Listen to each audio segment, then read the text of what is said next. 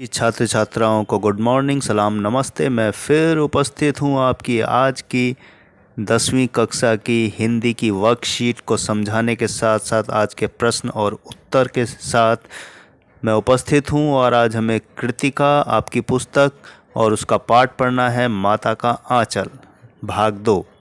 कार्यपत्रक number आपका 65 है और तारीख है 9 दिसंबर 2020। तो पिछली बार भी हमने कुछ हिस्सा पढ़ा था इसका, माता के आंचल पाठ का, जिनमें कुछ हल्की चीज़ें बताई थी कि कैसे वो त्रिपुंड माथे पर तिलक लगाते थे और जमुना किनारे यानी गंगा किनारे जाकर मछलियों को चारा और पिता के कंधे पर बैठते थे और वापसी में आते हुए झुकी हुई डाल पर वो झूला झूलते थे, यानी उनके पिताजी लेखक को झूला झूलाते थे। आइए उसके बाद पढ़ते हैं। बच्चों, अब तक आप जान चुके हैं कि माता का आंचल शिव पूजन सहाय द्वारा लिखा गया आंचलिक उपन्यास देहाती दुनिया का एक अंश है, जिसमें लेखक ने अपने बचपन की यादों का चित्रण किया है। बचपन की कई मीठी यादें हमें सभी के जीवन को रोचक और महत्वपूर्ण अनुभव होता है। विशेषकर ग्रामीण परिवेश में जो उन्मुक्तता और खुलापन होता है, वह शहरी परिवेश में नहीं। इस पाठ में ग्रामीण परिवेश में बच्चों के लालन पालन, उनके खेलकूद, उनकी शरारतें आदि का सुंदर चित्रण किया गया है। जैसा कि पाठ के अंश को देखिए। उनके साथ साथ हंसते हंसते जब हम घर आते तब उनके साथ ही हम चौके पर खाने बैठते थे। वह हमें अपने ही हाथ से फूल के कटोरे में गौरस यानी गाय का घी और भात सान कर खिलाते थे। जब हम खाकर अफर जाते यानी पेट भर जाता, तब मैया यानी माँ थोड़ा और खिलाने का हट करती यानी जिद करती। वह बाबूजी से कहने लगती, आप तो चार चार दाने के कोर बच्चे के मुंह में देते जाते हैं। इससे वह धोखा थोड़ा खाने पर भी समझ लेता है कि हम बहुत खा गए। आप खिलाने का ढंग नहीं जानते, बच्चों को भर मुंह कोर खिलाना चाहिए। तो यहाँ माता हमेशा ये सोचती है कि बच्चे का पेट नहीं भरा है।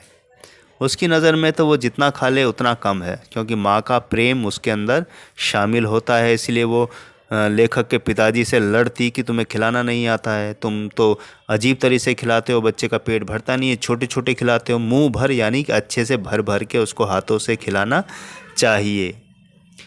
और माँ कहती थी कि जब खाएगा बड़े बड़े कोर तब पाएगा दुनिया में ठोर, यानी कि जब बहुत ज़्यादा खाना खाएगा तो दुनिया में भी जी पाएगा, ताकत आएगी, हिम्मत आएगी, तभी तो चलेगा। अगर कुछ खाएगा नहीं तो कमज़ोर हो जाएगा। देखिए मैं खिलाती हूँ, माँ कहती है। मर्दुए क्या जाने, मर्दुए मतलब मर्द, आदमी, मर्दुए क्या जाने कि बच्चों को कैसे खिलाना चाहिए। और महतारी यानी कि माँ कह लीजिए कि हाथ से खाने पर बच्चों का पेट भी भरता है। यह कहकर वह थाली में दही भात, शांति और अलग अलग तोता, मैना, कबूतर, हंस, मोर आदि के बनावटी नाम से कोर बनाकर यह कहते हुए खिलाती जाती कि जल्दी खा लो नहीं तो उड़ जाएंगे। हम उन्हें इतनी जल्दी उड़ा उड़ा जाते थे कि उड़ने का मौका ही नहीं मिलता था। अब देखिए कि यहाँ बच्चों को कितने प्रेम और अच्छे ढंग से खिलाया जाता है।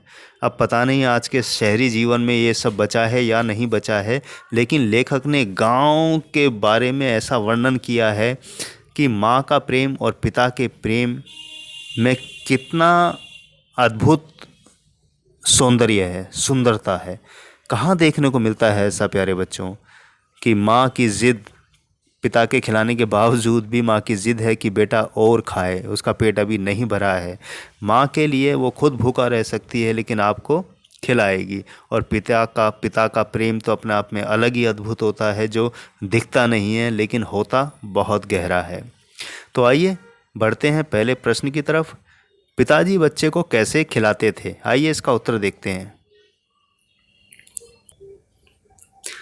पहले प्रश्न का उत्तर, पिताजी बच्चे को कैसे खिलाते थे, तो उत्तर है पिताजी बच्चों को अपने साथ बिठाकर अपने हाथ से फूल के कटोरे में गोरस तथा भात मिलाकर खिलाते थे। गाय का घी और चावल दाल ये सब अच्छे से मिलाकर उनको खिलाते थे। आइए बढ़ें दूसरे प्रश्न के उत्तर की तरफ। दूसरा प्रश्न हमारा है प्यारे बच्चों कि पिताजी के खिलाने पर माताजी की क्या प्रतिक्रिया होती थी। उत्तर है कि पिताजी के खिलाने पर माताजी को लगता था कि वे बच्चों को छोटे छोटे कोर यानी छोटे छोटे टुकड़े यानी छोटे छोटे हाथ से खिला रहे हैं और इससे बच्चे भूखे रह जाते हैं। और वे बच्चों के पिता से कहती कि आपको खिलाना नहीं आता, बच्चों को भर मुंह कोर खिलाना चाहिए, यानी कि अच्छे बड़े हाथों से खिलाना चाहिए, यानी खाना ज़्यादा आए, उनके मुंह में खाना भी ज़्यादा जाए ताकि उनको ताकत आए। वो माँ का प्यार है प्यारे बच्चों। आइए बढ़ें तीसरे प्रश्न की तरफ। तीसरा प्रश्न हमारा है कि बच्चे को खिलाने के संबंध में माताजी की क्या धारणा थी।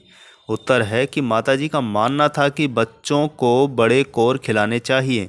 उनका कहना था कि जब खाएगा बड़े कोर तब पाएगा दुनिया में ठोर। तो उनका कहना था कि बच्चों को हमेशा लालन पालन और खान पान का विशेष ध्यान रखना चाहिए, क्योंकि बच्चे आमतौर पर लापरवाही कर देते हैं। तो माँ का अपना फ़र्ज है, उनका मानना है कि बच्चा जितना हेल्दी अच्छा रहेगा यानी अच्छा खाना खाएगा, अच्छा भर भर के खाएगा, उतना ही वो दुनिया में जी पाएगा, दुनिया में चल पाएगा। क्योंकि शरीर में काम करने के लिए ताकत होनी चाहिए और ताकत आती है अच्छा खाना खाने से और अच्छी तरीके से जीने से और कसरत करने से। आइए बढ़ें चौथे प्रश्न की तरफ। चौथा प्रश्न हमारा है प्यारे बच्चों कि माताजी बच्चे को कैसे खिलाती थी, यह पिताजी के तरीके से कैसे भिन्न था। उत्तर है कि माताजी थाली में दही भात लेकर और अलग अलग तोता, मैना, कबूतर, हंस, मोर आदि के बनावटी नाम से कोर बनाकर यह कहते हुए खिलाती जाती कि जल्दी खा लो, नहीं तो ये सब उड़ जाएंगे। और पिताजी साधारण तरीके से साथ बिठाकर अपने हाथ से खाना खिलाते थे। तो अंतर ये था कि माता एक लालच देती थी कि ये सब जो खाने के कोर हाथ से बनाकर वो खिलाती थी, वो कहती थी ये चिड़िया, तोता, मैना, हंस, मोर है, अगर नहीं खाया तो उड़ जाएंगे। और जो पिताजी का तरीका था वो साधारण तरीके से साथ में बैठाकर अपने हाथ से खिलाते थे और माताजी थोड़ा अच्छे ढंग से उनको खिलाती थी। ये दोनों में अंतर है। आइए बढ़ें अगले प्रश्न की तरफ। तो प्यारे बच्चों, पांचवा और अंतिम प्रश्न है कि आप अपने बचपन में खाना खाने की किसी घटना को लिखिए। तो उत्तर है बचपन में मुझे प्याज पसंद नहीं थी। दाल में जब छोंक के रूप में प्याज को डाल दिया जाता तो मुझे बुरा लगता। खाना खाते वक्त मैं पहले दाल में से प्याज के छिलके को प्लेट में निकालता और उसके बाद दाल रोटी खाता। ऐसा करने पर मुझे माँ से ज़्यादा डांट खानी पड़ती, लेकिन पिताजी खुश होते क्योंकि उन्हें भी प्याज पसंद नहीं थी और वे भी प्याज को दाल में से निकाल दिया करते थे। तो ये मेरी एक घटना है खाना खाने की। आप भी लिखिएगा कि आपको के कोई ऐसी घटना हो खाना खाने की जो लगे आपको कि लिखने लायक है, उसको ज़रूर लिखिएगा। तो प्यारे बच्चों, उम्मीद है, आशा है आपको ये आज की वर्कशीट माता का आंचल का जो गद्यांश से छोटा सा हिस्सा हमने पढ़ा है उसमें आपको एक माँ का प्रेम कितना गहरा होता है ये समझ आया होगा और पिता का व्यवहार समझ आया होगा। इसी के साथ मैं लेता हूँ विदा, मिलता हूँ अगली वर्कशीट पर। तब तक के लिए अपना ध्यान रखिए, हाथ धोते रहिए, मास्क लगाकर बाहर निकलिए और भीड़ भाड़ में जाने से बचिए।